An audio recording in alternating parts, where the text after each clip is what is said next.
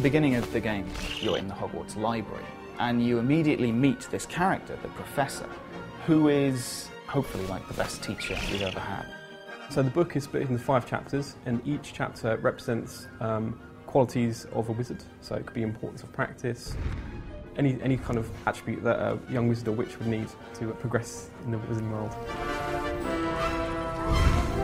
So once we had that kind of skeleton of these 5 chapters and a theme for each one, then we tied in 4 spells per chapter. So the first thing the player might do is learn the incantation for the Incendio spell, for example. So they have to repeat the words that are shown on the screen. And then the next stage is to perform the gesture, which is a simple shape drawn with the move controller.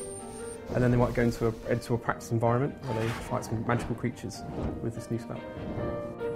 Once you've learnt those 4 spells, there's an end of chapter test, which will then test you on those spells. And that will take you through kind of many different areas that have tasks that require you to use all of the 4 spells that you've learned in that chapter.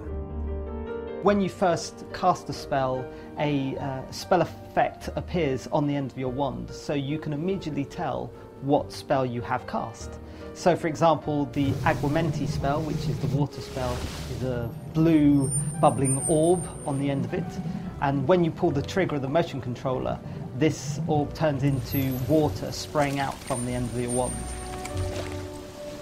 You're also given backstories and histories to these spells, and they're played out within a paper theatre.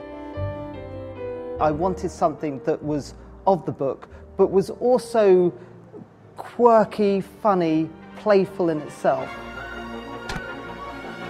So I think what we've got now is some people have described it as a reinvention of the book. It's the first time that we've put the magic wand in your hand, we've put the spell book in your hand, and you get to be the one casting all of these really iconic spells.